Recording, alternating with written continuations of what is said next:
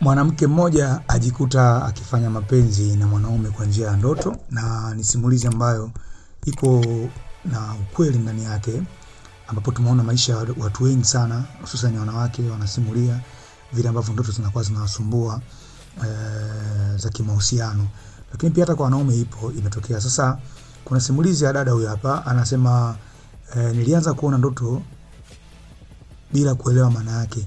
Kila usiku karibu saa ile ile mwanaume yule alinitokea. Sikuwa namjua, lakini alionekana kama mtu wa karibu sana nami. Ndoto hizo zilikuwa na hisia kali kiasi cha kuniacha nikiwa nimechanganyikiwa nilipoamka. Nilikuwa nikijiuliza kwa nini ndoto zinajirudia na kwa nini moyo wangu ulikuwa ukimsikia mtu nisiyemjua. Kadri siku zilizopita, ndoto ziliongezeka.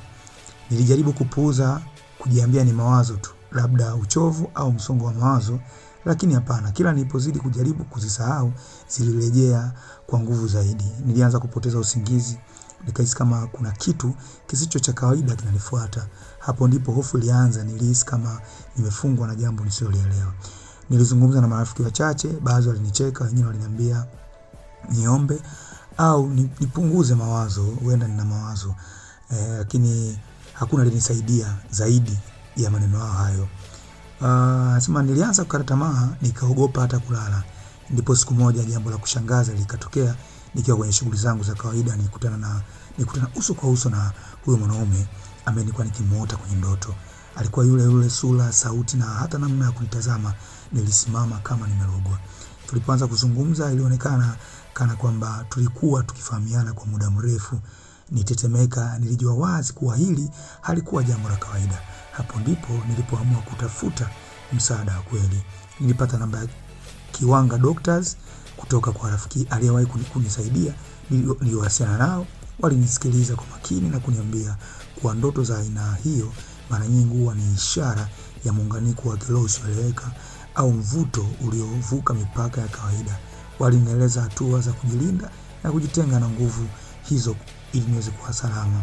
Nilifuata maelekezo kwa makini. Ndani ya siku chache ndoto zilianza kupungua, usingizi wangu ukarudi na hofu ikaondoka. Cha kushangaza zaidi, yule mwanaume alianza kunitafuta sana kana kwamba amechanganyikiwa, lakini moyoni nilikuwa tayari nimepata uvumilivu. Nilikuwa nimechagua amani. Leo naishi bila hofu, bila ndoto zile, na akili yangu iko huru. Nilijifunza kuwa si kila jambo lisiloeleweka ni la kupuuzwa. Msaada sahihi unaweza kukuokoa kabla ya mambo hayajawa makubwa. Kwa yote anayepitia ndoto zisizoeleweka, mvuto wa ajabu au hofu ya kiroho, Kiwanga Doctors wanaweza kukusaidia. Kaweka namba zao pia hapo 0763926750. Bami nikukumbushe kugonga neno subscribe hapo, itakuwa fresh ili uende kupata taarifa mbalimbali ambazo zinaelimisha, zinasisimua, fuzi zinakufanya pia ujifunze vitu vingi.